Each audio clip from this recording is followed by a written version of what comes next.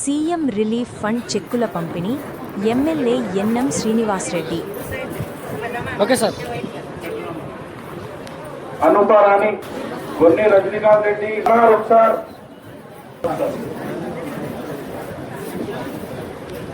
చెక్లు తీసుకొని నిలబడ చెక్ లేకే ఆపన్న చెక్ లేకే అందరికి వచ్చారండి. ఒక 5 నిమిషాలు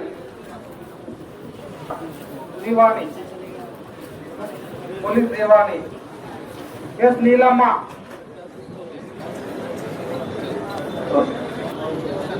నాదియా బాను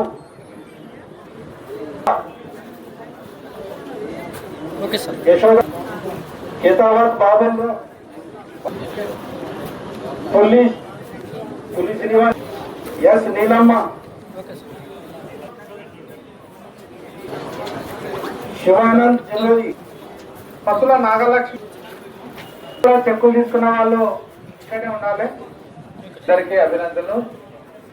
గవర్నమెంట్ వచ్చినాక రేవంత్ రెడ్డి గారు ముఖ్యమంత్రి అయిన తర్వాత ప్రతి ఒక్కరికి ఆరోగ్యశ్రీ కావచ్చు, చీఫ్ మినిస్టర్ రిలీఫ్ ఫండ్ కావచ్చు, ఎవరు అప్లై చేసుకుంటే వాళ్లకు అమౌంట్ కొద్దిగా ఇచ్చే కార్యక్రమం చేస్తా ఉన్నాం.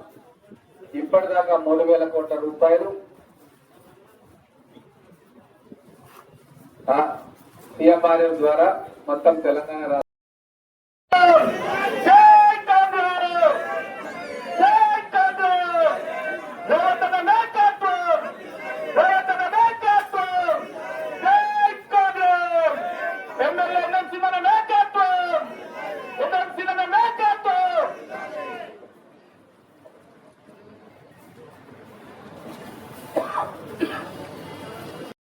జూన్ 2వ తారీఖు ఇంకా అనేక సంక్షేమ కార్యక్రమాలు కాంగ్రెస్ ప్రభుత్వం ద్వారా మీకు వస్తా ఉన్నాయి. కొన్ని వేల మంది ఇందిరమ్మ ఇళ్లు కట్టుకుంటా ఉన్నారు.